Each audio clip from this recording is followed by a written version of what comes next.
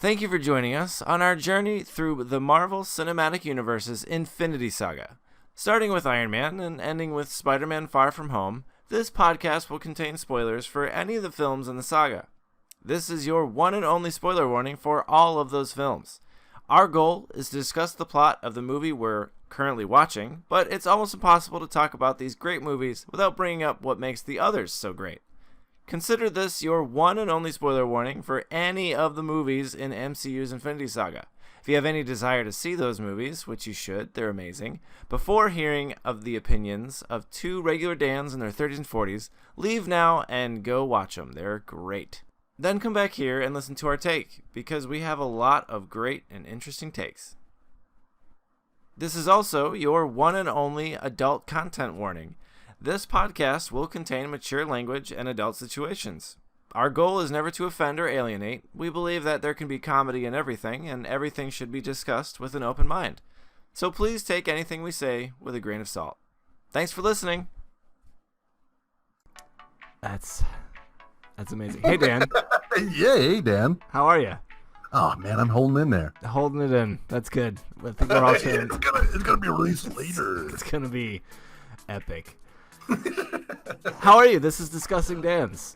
This is entertainment in you, how pop culture shapes your world. Our mission statement is to keep a vague and open dialogue of how science fiction has affected pop culture as viewed through the eyes of two Dans in their 30s and 40s.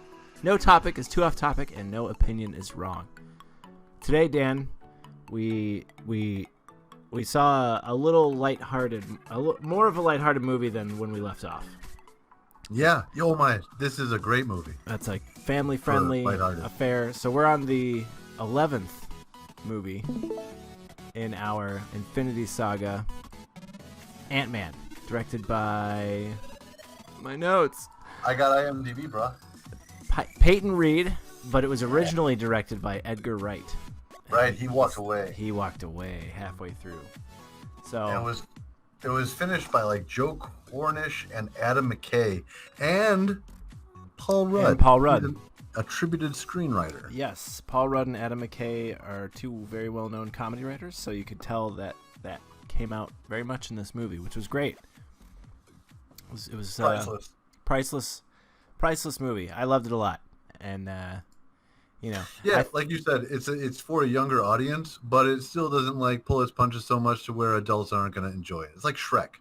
Yeah, there's a lot of Shrek humor in there. There's quite a bit of adult situations and stuff. It's on all levels. It hits many different levels, that's right. But I was mistaken last time when we left off. I think I said our next movie was Age of Ultron, he was way off. I was way off. That's what I was going to start telling you, is that halfway through watching it, I was like, wait a minute. I think there's a big battle scene coming up, and there's a character who gets really big that we haven't even been introduced to yet. And that's when I remembered, oh, right, Ant-Man falls between Ultron and Civil War. It'll slip in there. So here we are.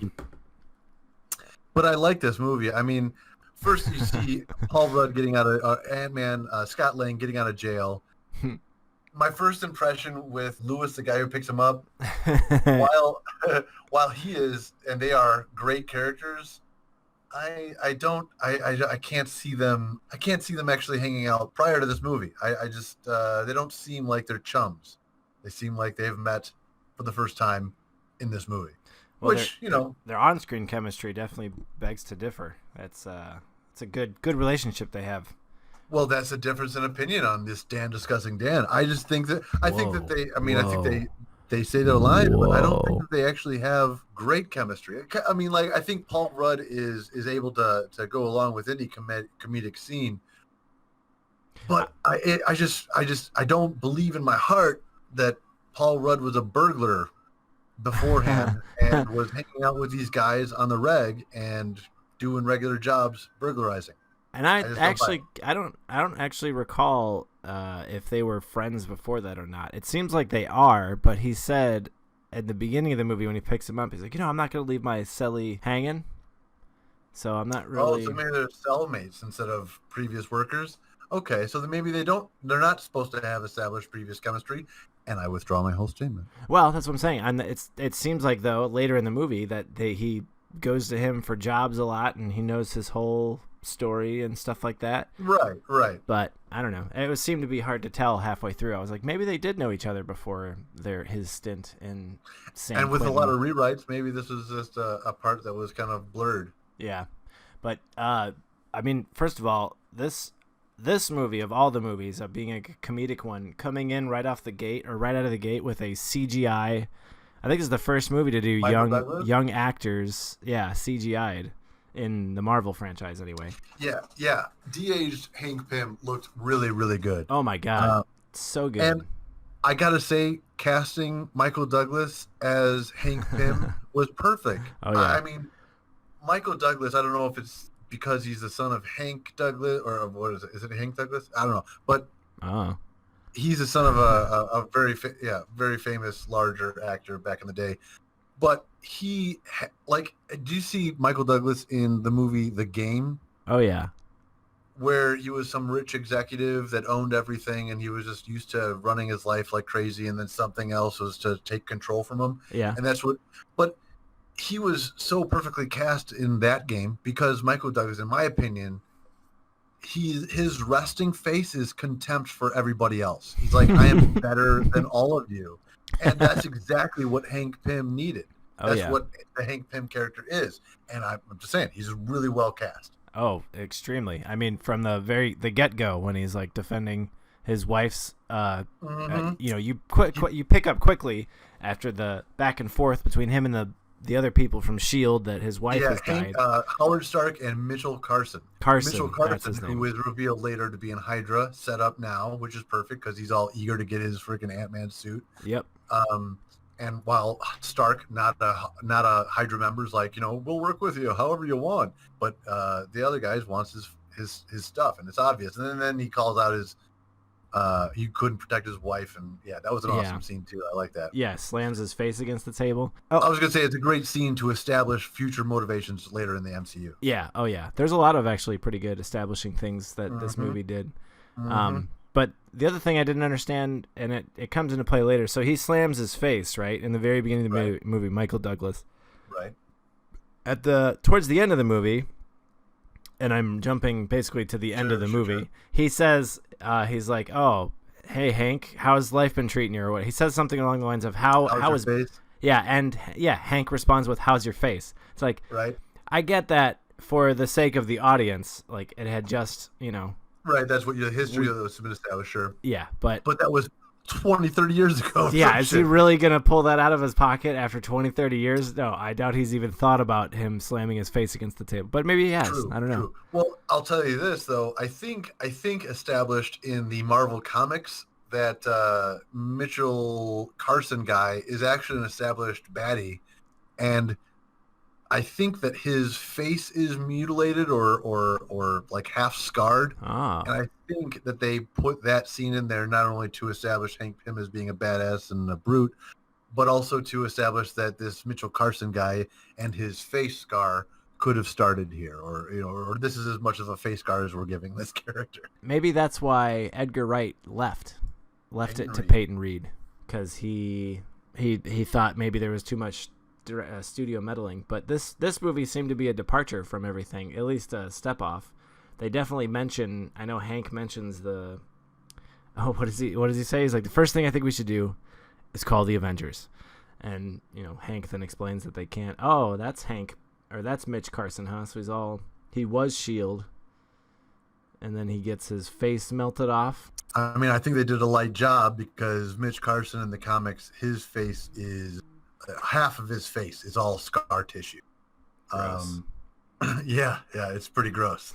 So, I mean, they cast him in the role, and he's doing his part. I mean, he's been an evil guy that has been in the back of S.H.I.E.L.D. / Hydra, and it's, establishes that S.H.I.E.L.D. has been infiltrated from early on. Yeah, they definitely have. I was going through my notes here. One of the funny things I noticed that you mentioned about Michael Pena and Paul Rudd's relationships not blending well. Michael Pena's I think the first Mexican in the MCU that we see. So yeah, I think they're all fun characters, but I feel that I just can't imagine Paul Rudd being being a burglar and hanging out with a Eastern European TI. Yeah, I mean, I think that's TI, right? Pretty sure it's TI. Yeah, you're like that. Yeah. TI and Michael Pena. Right. Yeah. Well, I mean, like I said, they're all super entertaining. The Russian guy, I think he's been in a lot of comic. The guy who's Russian, the hacker. Yeah. He's been in a couple other comic-based shows. He was in. It was DC. It was on Gotham, the show Gotham. I'm not sure exactly what network that was in. You're right. That is T.I. as Dave. Yeah, T.I. Yeah, as Dave. Yeah, I think they're all perfectly cast. All his little cronies, and even like Michael Pena. By the way, I was only pointing out that Michael Pena is the first Mexican as a slap on the wrist to Disney for waiting that long to cast. Yeah. Well, Miles Morales, he's supposed to be half Hispanic. Who? Miles Morales. Yeah. Oh, well, I mean, that's Into the Spider-Verse. Yeah, and that's what, 2018? Or 2019? And so anyway. I just thought that was funny and then No, it totally was. Yeah. And the car ride home, he's like, "Oh, so how's your girlfriend? Oh, she left me. Oh, and my dad died. Oh, and my mom got deported. I got the van though." He's all happy. Yeah. Which, speaking of that van plays an imperative role in the safety of our reality. One could say it's the main character of Endgame. Yeah, it plays a crucial role in saving the galaxy. It's wonderful. Oh yeah. Hold the time machine. Not many things can say that. Baskin Robbins always finds out. Early on, we see Hank Pym entering his facility after he must have not been in there for a long time because the security guard's like, "Who the heck? Can I see some ID?" And then he points up at a painting of himself. I'm I'm that guy. Do I need any more ID? Yeah. And to get to the metal detector, he chucks down his keychain containing the tank, the cute tank toy, which I love the foreshadowing, and my suspension of disbelief is fully engaged because I mean we all know that they're supposed to keep the same amount of mass even if they shrink. So he should be carrying about the weight of a tank in his pocket. Exactly. That's what doesn't make sense to me. And then when they blow up the Thomas the Tank Engine earlier, like smashes through a wall and breaks a car, I'm like, it wouldn't do any of that. It's all very convenient. Yeah. But whatever. But I fully enjoy it because, again, this is a Shrek movie for kids and adults, and I think it does a great job for both. I think kids are super entertained by this movie, and I was. So. Oh, yeah. And I actually, after rewatching it and seeing the scene where Darren Cross is starting to monologue about, he's basically just another I was gonna say he's no Obadiah Stane. He's not the name. I guess the name itself, Darren Cross, isn't as Obadiah Stane. Isn't as evil, inclusive as Obadiah Stane, but it's still there. It's still an aggressive type of name. And then from the beginning, I mean, I don't think there's a scene in the movie where you weren't just scared to look at him. Yeah, or even suspicious, from the get-go. Oh, that's the bad guy? Okay. Got it. Exactly. But I loved from the beginning. when he's showing up, when he brings Pym in there to basically rub it in his face, that he knows that the Pym card. Yeah, so I thought it was really cool that they basically wove this. If you think about it, the files that Romanov leaked after the end of S.H.I.E.L.D. and Hydra, after it fell at the end of Winter Soldier, he was probably able to find out that Ant-Man did in fact exist, and he found footage and then was able to if anything, that probably made him double down on his research. Yeah, agreed. Which I thought was really obviously cool. Who's from the start because Hank Pym's like, I treated him really well at the start, but then I really started just ignoring him and pushing him down for 20 years, so he's pretty pissed. I don't know why. I can't get my mind around it. Yeah, right? It just created a villain. It's obvious. And then I love how I also made a note about that. He made a fucking promo movie of his own product. Yeah. Which I was thinking while I watched that, like, who's the guy who voiced that? Exactly. That guy now knows all of the information that he's trying to sell. It's top secret information. Would they kill that guy? Yeah. I mean, he had a great sounding voice, but we had to record it once and then kill him because he knew too much. Yeah, we don't hire our voice actors out to S.H.I.E.L.D. anymore. They don't come back. So if you get any emails from S.H.I.E.L.D. guys, just be warned. You're probably going to kill you.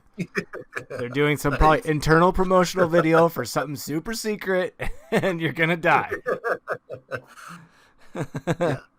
I also got to say, Evangeline Lilly, who played the Wasp, I think she was perfectly cast. I think it's really sad, but well explained how and why she wasn't a prominent superhero so far. Like Hank Pym was crazily stopping her from being able to use the Wasp because he feared the same result of losing his wife. Yeah, exactly. And the characters and Evangeline Lilly played Wasp really well, and that she's just super pissed throughout this whole movie that she cannot move forward as the Wasp and solve the problem. Yeah. I mean, it's a frustration that probably a lot of the Avengers fans who were watching these movies and hoping to see Ant-Man or Wasp being included in the main Avenger cast. And it was a way to express that. I think that, I think that we could really do with a full Wasp solo movie where Ant-Man was maybe the supportive role. I think that would be a really cool. I'd watch that. Exactly. You know what I mean? Like maybe bring back that Phantom, the phasing person from the second movie. From Ant-Man as well. I agree. It's in 2018, 2020. 2020. Yeah. We don't have to be pandering to males. Yeah, I know. I think we've been pandered to. I'm looking at my watch here. All my life. A century or more. Yeah, right. Yeah. So, yeah, I definitely wouldn't mind. That's why I'm kind of sad that the Scarlet Witch, I keep saying that. Her name is Scarlett Johansson, and she is Black Widow, but Scarlet Witch always pops in my head first. Yeah. So her first name's a color, so it's not your fault. Yeah, I mean, my name is Florida. That's the name of a state. Sorry.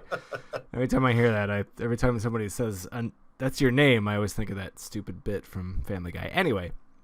Hank Pym, Scott Lang and his daughter are probably the cutest things in the world. Yeah. And I only want them to be happy together. Yeah, I don't care about the Avengers and Thanos. I just want Scott to have his time with his daughter. Right? Yeah, she is so freaking cute. In Endgame, when you see Scott Lang, his first objective is to find his daughter. The rest of the world could be burning, whatever. Man, I'd be the same. And the scary little rabbit that had the crazy teeth, and she loves it. And there's no explanation or further development. She's just like, yeah, I believe in your humor. I get it. Nobody else gets it. She was definitely very happy to see. And that, I mean, did he buy it like that? Was that thing something that he picked up from like a secondhand store? Exactly. That thing is awful. But he knows that her daughter would love the fuck out of it. I'm just saying. He's so ugly. I love it. Right. So yeah, the only thing I didn't like about her in this movie is her haircut. But I know that the Wasp has a short haircut. Yeah, that's a good point. Comic books. You know, that's a great point. I didn't attribute it to it, and my reaction was to be like, yeah, I don't know why they chose that haircut. Yeah, it's and not. And then she pointed out that it's because of the yeah, okay, that makes sense, but not a good haircut for her. I'm not a fan of that bob. Did they keep it in the Wasp? No, she gets a ponytail in the second movie. Oh yeah, that's right. Yeah, she's got a ponytail in Avengers Endgame too. Yeah. Yep. Much better. Kicks some booty in those movies. So I don't mind short hair, but I don't think that cut was the one to choose. Yeah, no, definitely not. I would have chosen something maybe like Jubilee and X-Men. I don't remember. And all I could picture when I'm thinking about the Wasp, the character, is Wasp in her headset. So I don't even know what her hair looks like. Yeah, that's true. So it really doesn't matter. Right? But she has a black and in the yellow in the comics. In the comics, yeah. Oh. As I remember. Well, because she was called the Wasp, yeah. Yeah. Oh, right. Duh. Oh, yeah. Fire trucks. What color are those red fire trucks? I get it. There's an association there. I think where this movie had me, and I mean, I went to see this in theaters with a couple of friends who weren't so excited to go and see this one.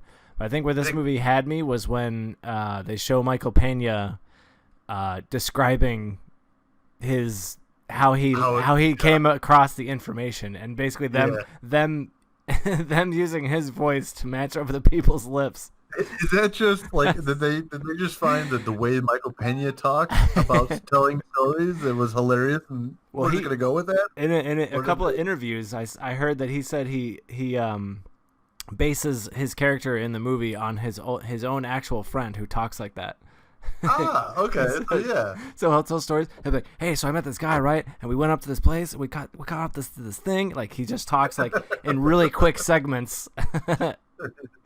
Yeah, it was very action packed and detail oriented. Yeah, so that's where I was sold for sure. Totally, it was hilarious, and this where this movie dips in drama and action, it more than makes up for it in comedy and heart. Oh yeah, tenfold. And the fact that it's a heist movie, and they even acknowledge it in the movies. Like, you think you could finish this off with a heist? It was never just a heist. Yeah. Bum bum bum. I gotta say though, Hank has set up Scott Lang to find the ant suit by this Michael Pena story, right? Yeah. So Scott Lang bit, and he's going to take this job, and so he's busting into Hank Pym's house and to get into his safe. I got to say though, I mean, I'll start with that I really liked the scene. I mean, I like it because it further establishes Scott Lang's burglar skills, that he is a talented person on his own, a talented burglar in his own right, and skills with the ability to infiltrate.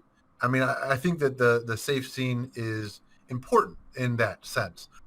I dug the using ice to explode the safe, because that I haven't seen that before in a movie, and it's a clever way to, say that water expands as it freezes. Science, and he's a smart guy.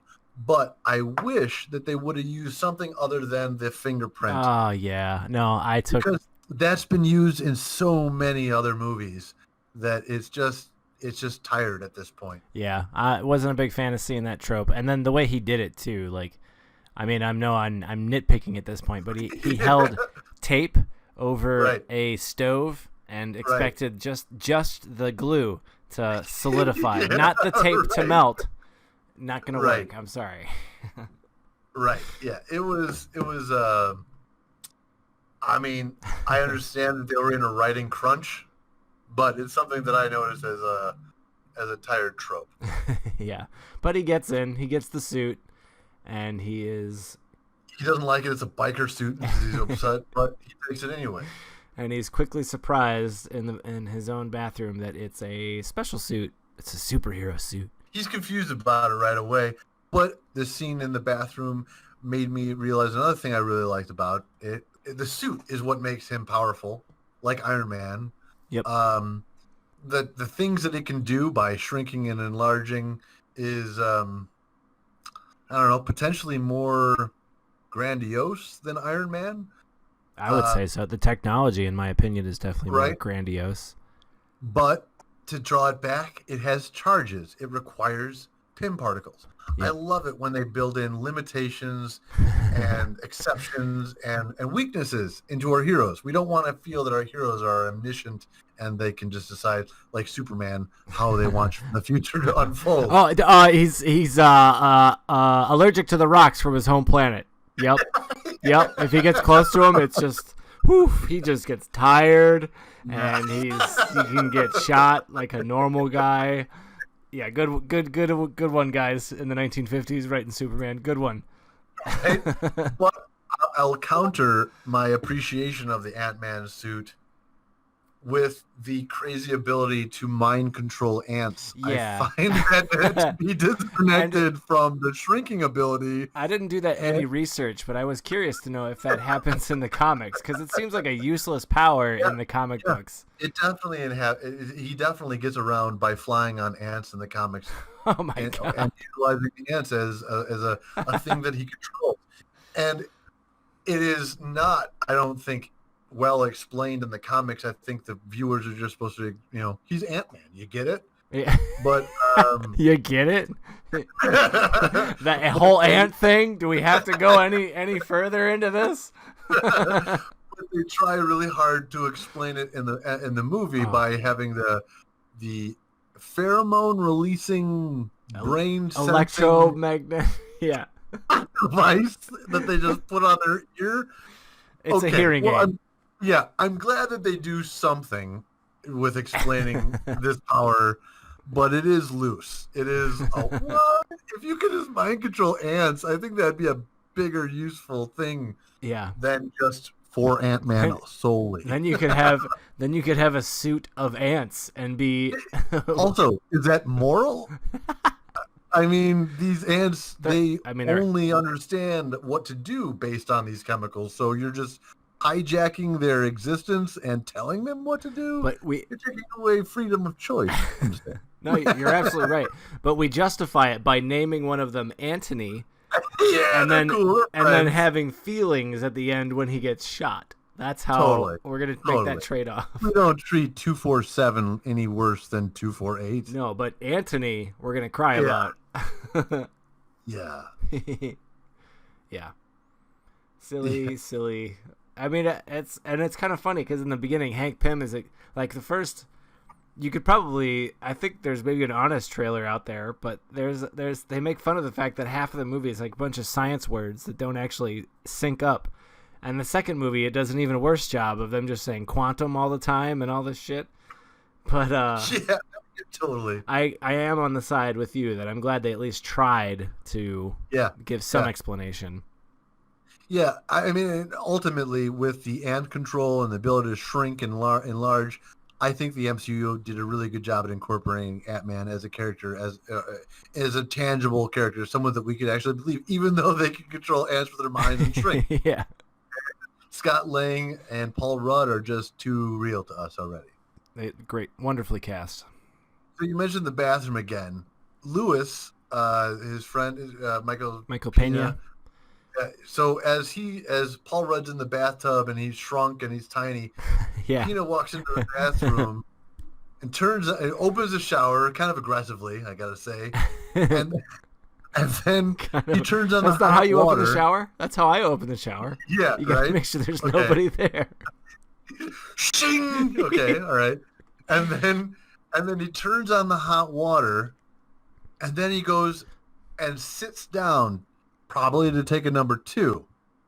Who takes a number 2 with the hot water running? How do you know he's sitting? Wait, how do you know he's sitting down?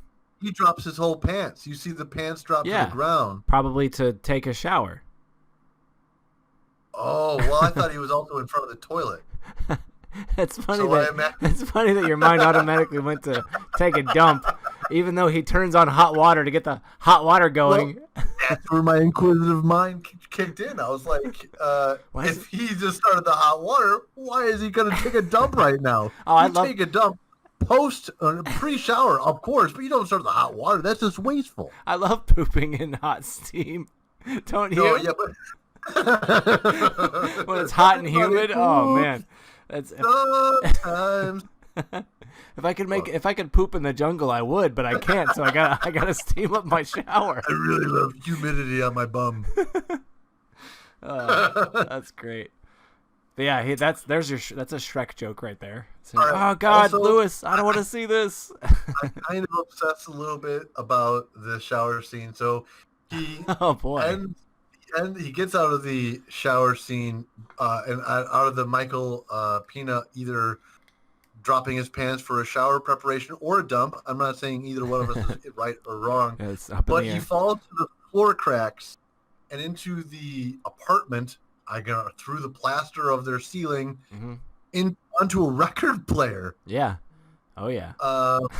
And then he goes from the record player out the window, and he falls onto a car, which is occupied by a guy I recognize. I had to look him up. It's a guy named Garrett Morris, I believe. The actor? Garrett Morris. The actor, he's acted in a lot of things, but he was in Saturday Night Live back in the day. Oh wow, cool cameo, but why? huh? I don't know why they took Garrett as an extra, and that's not only the only name actor that is an extra in this movie. He gets arrested here and gets taken to jail after the burglary attempt. Yeah. And the prison guard. Yeah. Is Wood Harris, which that sounds really familiar. He is in Remember the Titans. He was the black football player. He's a great actor. How is he relegated to the prison guard that opens up a door and lets him in and closes the door? He's just an extra. Well, I thought he was I thought he was Paxton's partner. Or do you mean the actual prison guard, like the actual guard? Let me look up what he's credited as. He is actually credited as a guy named Gale. So maybe he's even named in the movie. So maybe he's a partner. Yeah, to I think. The husband? Yeah, I think he's the step. A partner to the new husband. The stepdad's husband. You got to say that's a small role. Yeah, for absolutely. An actor who was a lead in a Denzel Washington film. I don't know. I'm just saying he was great in Remember the Titans. I don't understand why they put him in the token black partner of a San Francisco PD. There you go. Yeah, exactly. Yeah, I don't know. So Hank Pym now he's working to giving his pitch to Scott Lang. Prison or back to your cell, and it's like right. I don't understand. Eventually, Pym is giving him the speech, and Scott Lang says, "Oh, well, I think the first thing we should do is call the Avengers." Yeah. And Hank Pym freaks out over that, and he's like, he's trying to he's still super negative Stark. He's not going to want to deliver it into a new Stark's hands, but he also, further than that, he says that the Avengers are too busy dropping cities out of the sky. So not only is he not a fan of Stark, he took the negative view there in Sokovia, which maybe we watched that movie, and okay, I agree that Sokovia would not have flown up in the sky had Tony Stark not made Ultron. Yeah. But Tony Stark probably wouldn't have made Ultron if he wasn't mind screwed by Scarlet Witch. Yep. So I don't know. I don't know if that's necessarily Tony Stark's fault. No, and I could, like I said, we got about halfway through Civil War, and there's a lot of setup to people blaming Tony and all this shit, and that's basically why he jumps on that side of being. Yeah. I'm equally surprised that they showed a main character taking a position against the Avengers, and I'm also pleased because it just makes it further a debate and a reasonable issue in the world. It's huge news, obviously. Yeah, and a whole freaking city fell out of the stratosphere, and a lot of people are going to have different opinions. It's again making this world a lot more believable. Yeah, and thicker and more. Yeah, it's drenched in story and everything. You don't have to raise your hand, Scott. Yeah, but he's so cute when he does it. Yeah, he is. Yeah, so he freaks out after he shrinks and almost sees Michael Pena's Pena. So he freaks out, gives the suit back, and then, like you said, Pym propositions him with go back to jail or work for me. And he says, "I'm done, man. Finally, a new chance. I'm done I'm done breaking into places and stealing shit." He's like, "What do you want me to do?" "I want you to break into some place and steal some shit." Yeah, the humor was on point in this movie for sure. So then we start doing the superhero montage after we find out what the deal is. So they gotta steal some shit to prevent the bad guy from dominating the world. Pretty standard formula we're familiar with at this point. Only difference this time is Scott's not exactly a hero, and they're not exactly on anyone's radar. So it's turning out pretty well, but one thing I would say I took an issue with, So the Pym particle, right? It's a liquid, and then Cross, his whole particle is also a liquid. Whenever they seem to use it, though, it seems to function off of electricity somehow. I don't really understand how they go from a vial of some kind of fluid to an electrical stimulus that somehow generates shrinking and growth. I don't understand it, but they're wishy-washy with the science, so it really doesn't matter. You know, we're just here for the ride, just here to watch, have a good time. It's kind of fun. We quickly discover that Pym isn't willing to sacrifice his daughter, even though we know she becomes the Wasp in a later movie. That hasn't happened yet, so we're quick to find out that Hank he's more into getting Scott Lang to be Ant-Man because his daughter, it's obviously his daughter. He doesn't want to lose his wife, or doesn't want to lose a loved one again like he did his wife. So, very touching. Yeah, very touching. So those are the stakes. Now that now that Scott has left the police, the cop stepdad gets on his trail by hearing about Hank Pym posed as his lawyer to help him break out of jail. So now which I really liked. I gotta say, did too. The actor that played the stepdad, I'm looking him up now to see if I could. He usually plays a douchebag. Paxton Bobby Cannavale. Yeah. Yes, right. He usually plays a douchebag.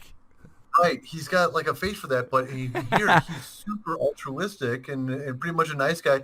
Oh, but he's able to use it as like a potentially he's not because So it was again well cast. But I've been watching on Amazon Prime Homecoming, and in that the actor that plays the dad plays a really devious guy, and he does it really well. It's just he just rolls with a dirtbag. But in this movie, he's able to pull off altruistic with the same face. I don't understand it. Yeah, I didn't get it either, but I was like, wow, this guy, he's doing it. He's the good guy. It's all on his eyebrows. It's all on the eyebrows. Yeah, I did like this movie a lot. They also introduced the quantum realm, which... Oh, yeah, he tells him, don't mess with the regulator. If you do, you'll go into the quantum realm, and then he goes to explain. Right. He's like, all right. Which is a further weakness of this awesome Ant-Man suit, and it's like a perfect story tool that they use to write in future story elements, utilizing big future story elements. It's great. The connectivity of the MCU is something that we have yet to see in movies before or since.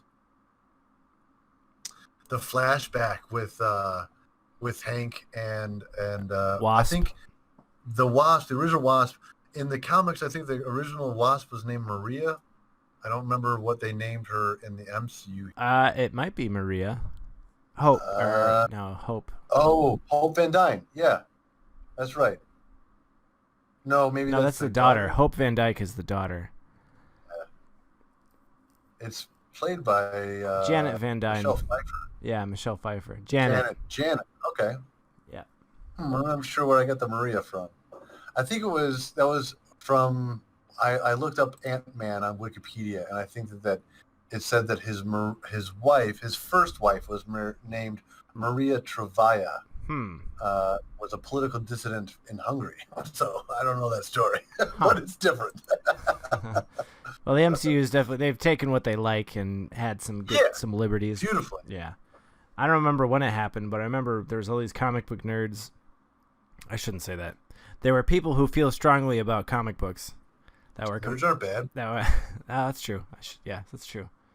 So there was some comic book nerds that were all upset about these movies taking liberties with everything, and I love that now they've basically become their own, and people say, oh, well, is it the MCU timeline or is it the blank timeline? I mean, how many times has Marvel reset their universe? So why is it so? How could it be so far-fetched that the movies stem from absolutely. You know what I'm trying to say? Take all those words that I said and make them into a coherent point. Can I disagree? Yeah. All right. I don't know if it's Kevin Feige to attribute it, but the writers who made this definitely picked the best parts and the most applicable to our modern era, what's most useful for storytelling. They did a great job at modernizing the Marvel Comics into a cohesive story. Yeah, it was very well done. Props to them. Yeah. Props to you, Kevin Feige, and the casting director, who I consistently forget. The battle he has when he tries to bust into the Avengers facility. Yeah. And I'd just like to point out, I fought an Avenger and I didn't die. yeah. Sorry for this. He always apologizes every time he lands. Yeah, sorry. Sorry. And then he pulls his mask off. He's like, hi, I'm Scott. And, I mean, to be honest, like, Scott Lang, the character, he is a skilled cat burglar. But that's like I don't know, maybe he was in the movie they said that he has a master's in mechanical engineering. Mm-hmm. But I don't know that that's established. Electrical engineering. Electrical engineering? I think it's mechanical. But maybe it's electrical. But if it but regardless, I don't think it's established in the comics. Even if it is, like, compared to Hawkeye and and Black Widow, nowhere in the skill of fighting. Yeah, nothing in the kill. But he definitely holds his own against Sam Wilson, right? Who's an accredited airman and combatant. Yeah. And then later in Infinity War lands that solid punch on the floaty lizard thing. The giant flying lizard whale. Yeah. Yeah. That's floaty flying lizard whale. That thing is, he punches the shit out of that thing. Yeah, man. And then stomps on that big dude. Oh, yeah. Awesome. That guy gets destroyed. But yeah, in this movie, he just has a tiny fight with Sam that Sam is very, very embarrassed about afterwards. Yeah. Let's not tell Captain about this. Yeah. It's imperative that Cap does not find out about this. So we, but Scott made it. He got what they went there for. He was able to get the MacGuffin that they needed. Right. Yeah. And you love that word, dude. Dude, as soon as I found out about it, MacGuffin, Deus Ex Machina, those are like my two favorite movie phrases. It's the needed words to complete the sentence. It's just whatever you need. Yeah, you need a MacGuffin. You need a Deus Ex Machina. You need a Deus Ex Machina for that MacGuffin. Problem solved. And then they start planning the heist. They know they need to break into the, I don't know, they call it the PIM facility now? It's the vault. The lab. They need to break into the lab to try to bust up all of his research and save the day. Steal the suit. And of course they can't do it themselves, so they call in Paul's buddy. What does he call him? He calls them, oh no, not those wombats. Yeah. He calls them wombats. He's oh no, not those wombats. And then Michael Pena's like, all right, so I'm thinking, like, when I go undercover, like, it's like whistling, like to blend in. He's like, no, you will not whistle. There will be no whistling. And then, a couple scenes later, they show him whistling. Yeah. I forget which. I think it's I forget which song he's whistling, but it's appropriate. It's a Disney reference. It's A Small World After All. Yeah, that's right.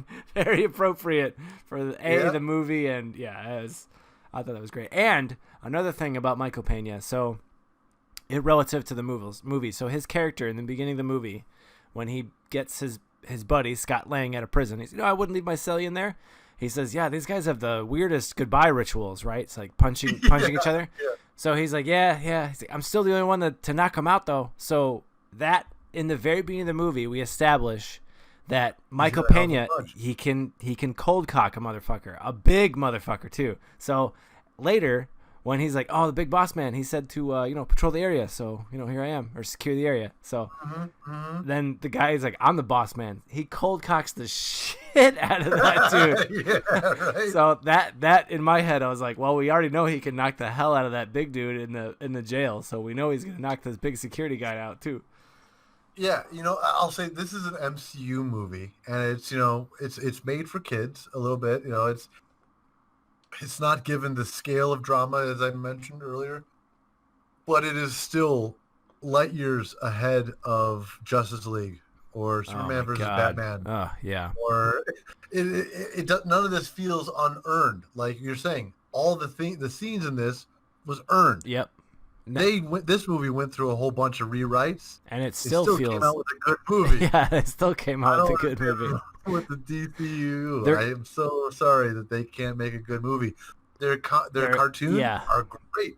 Live action, not so much. Never taken seriously from anybody. It seems like. Nope. I heard Henry Cavill though. He said he's willing to reprise his role in future endeavors as Superman.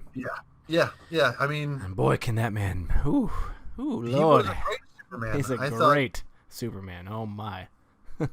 Absolutely. I mean, though I will make the argument, I am more of a fan of a Superman like Chris Reeves, a guy who's not overly muscular, because in my opinion, it would take a lot to continually stress Superman's muscles to the point where he would build muscle mass. I never thought about it like that. He wouldn't ever be tested very often. You know, it wouldn't be much of a struggle to lift anything. He'd be more like Saitama, One Punch Man. In my opinion, yeah. Which is we see in Chris Reeves or in the reboot or the fourth or the whatever the Superman Returns movie that we saw that other actor do. Oh, he was a regular Brandon something. Yeah. He was a regular sized dude, which is what I think Clark Kent would be. Wasn't Kevin Spacey the Lex Luthor in that movie? Yeah, okay. And he also had a real estate plan, which is more Lex Luthor than whatever Superman versus Batman did. Jesse Eisenberg? Yeah. Yeah, that guy. I don't understand what they were trying to add to the Lex Luthor character with. They didn't need to add anything. No, yeah, no, we want to make him smaller. And we're gonna make him smaller. We're gonna jumpy and jumpy. Yeah, we're gonna turn him into. We're gonna turn him into a like if Elon Musk had no confidence. Yeah.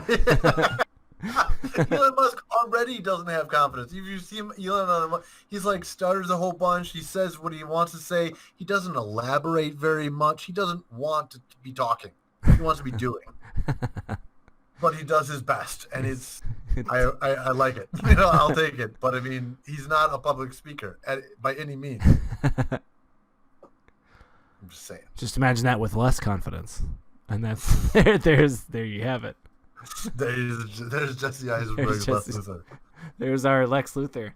And it's funny is I know we're talking about Ant-Man, but I'm going to talk about Lex Luthor one more time. I grew up as a child. I grew up with the Justice League that had a black Lex Luthor. So the cartoon show, it was a black guy. So when the movies all started to come out, I was like, oh cool, like they're going to start casting like black guys in superhero movies again, and we got Lex Luthor. I got a black guy Lex Luthor. Nope. I was disappointed. Same thing with Green Lantern. My Green Lantern in Justice League was a black guy. And then that's actually explainable. I know. I know there's like there's a black Lex Luthor. I like how you literally Googled black. There he is. That's my man. You know, that's amazing. Oh, but yeah, it was Justice League, yeah. Because I'll say I recognize I've seen a lot of those cartoons, and I'm so sorry, but never once did I think that skin tone was black. I thought he was a white guy at all times. Really? Yeah. Huh. I did not perceive that. I mean, you typed in black Lex Luthor, and that's what came up. So. Yeah, totally. I mean, I see the picture. It's obvious. You just thought he was very tan, huh? Yeah. I thought I'm so fucking racist right now, but I thought he was Italian. That's not. I mean, it's a cartoon. That's a cartoon. That's not racist. Yeah, it's hard to match. I don't know. I mean, there's a lot of pictures here that look. Well, like. Look. Can you Google the voice actor? I'm curious because I'm pretty sure the voice actor was black. But if I'm. It doesn't look. All right. He looks black to me. I mean. I feel like this is what characteristics is what's telling That's what I'm saying. I don't want to be doing this right now. Yeah, I know. What do you mean 2020? Uh, We're gonna be cutting this out. That's for sure.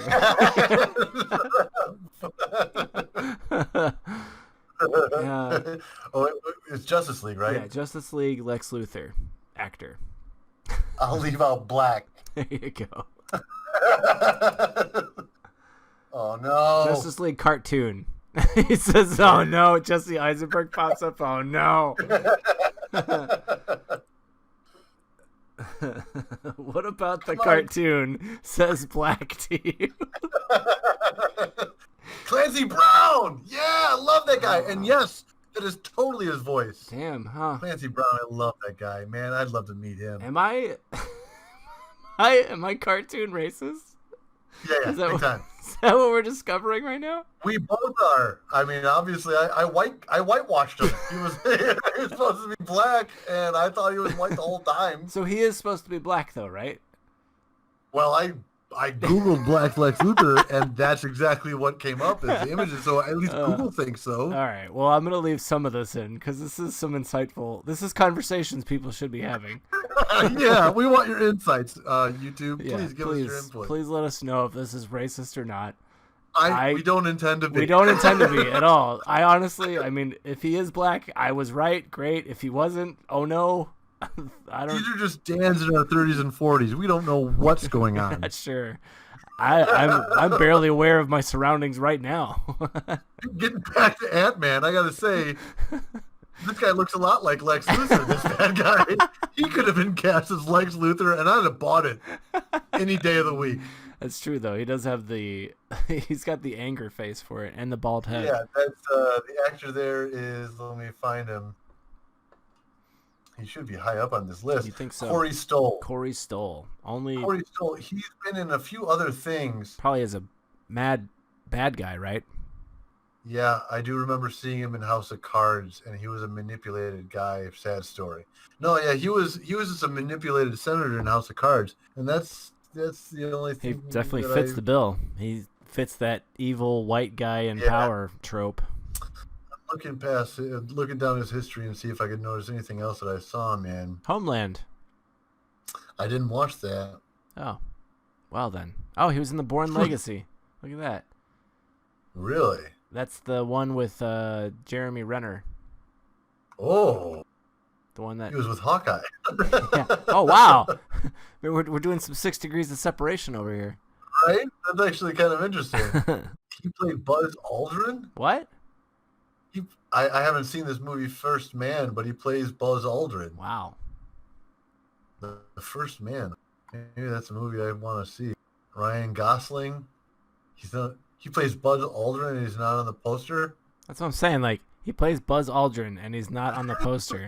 Like, did this country forget who Buzz Aldrin was? Man, did you see where Buzz Aldrin cold cocked the guy who asked like if that's the best. Hell yeah, dude.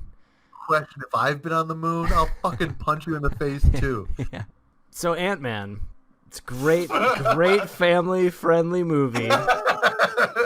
No, but the heist is going so well. They blow up all the computers, eliminating the access to the ability for Darren Cross to be able to replicate his Yellow Jacket technology, and so really he is, the enemy, the villain of this movie really is brought to a place where he's got nothing else to lose, and it's just anger and rage and that is driving him. There's no way that he comes out of this successful at this point after his. And they've been saying the whole time, like, oh, the particle, like shrinking and making yourself bigger all the time, like it can mess with your mind and working around the particle. So they've been alluding to his mental health throughout the whole movie. They did, and I mean, I hope. And this is actually beautifully composed in a comic book fashion. That's why his Yellow Jacket formula is yellow. It's just not right. And where the Pym particle, they've taken that extra step to make sure that it doesn't affect your brain chemistry. Yeah. Because it would be hurtful and hard to think or accept that Hank Pym is making super wrong decisions because he's driven by mindless hate, and that Paul Rudd Yeah. would ever make a mean decision. Yeah. He is too nice. Sorry, I cannot accept that. And that's why I like the scene after Cross confronts Pym in his house after they successfully complete the heist, or the equipment heist from the Avengers facility. He's like, I was your mentor. You chose me. He's like, yeah, because I saw myself in you.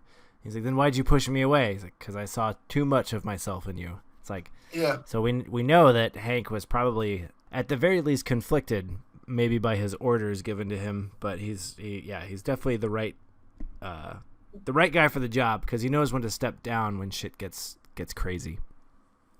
Wait. Who's the right? Who knows when to step down? Hank. He's the right person to have the suit, to have the particle, to hold the responsibility. Wait, you're talking about Scott? I'm talking about Hank. Okay. Because Hank was Darren Cross's mentor. Right. Right. Okay. I'm sorry. Yeah, you're good. I get it. Then he pushed him away, and he's like, "Why? Because I saw too much of myself in you." So Hank was able to recognize his faults, whereas Darren was unable to.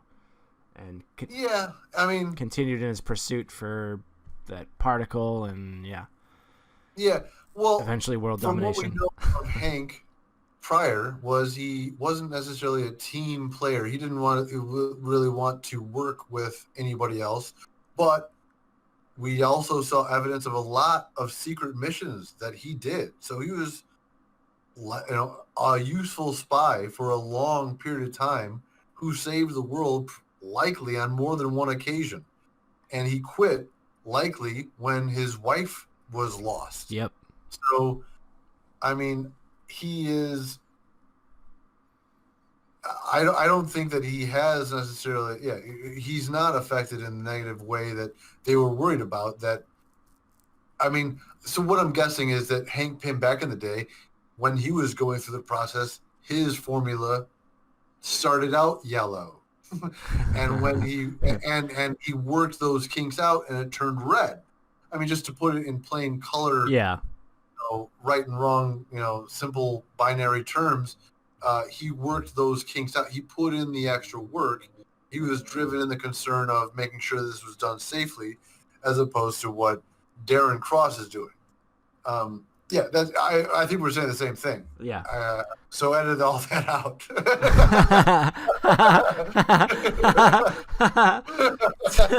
So cut all that out. You got it, bud. That's pretty much dead air. So I'll just say I agree, and I'll put that up. Just sum it up with a play. I agree. Perfect. No, but but it's weird that he disappeared for so many years. I don't know, and that Hank Pym is so observant that he picked a needle out of the haystack of Scott Lang, a very talented person who is very down on his luck and willing to take a desperate offer, and ultimately good-hearted. Right, absolutely. That's the most essential part. But he's so diligent in observation, in espionage, but he wasn't paying attention to Darren Cross at all. Darren Cross must have been researching this for many years to get as close as he was.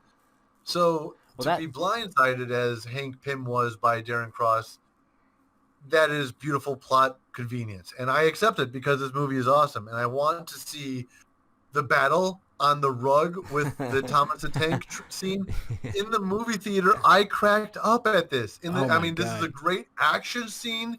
And when it cut to real time, and just seeing the minority of the giant crash that you're expecting to see from this train crash, just was so comforting and hilariously adorable, and everything that I wanted from this scene, and it is enjoyable to watch with your child. Yeah, because it's violent, but it's not violent.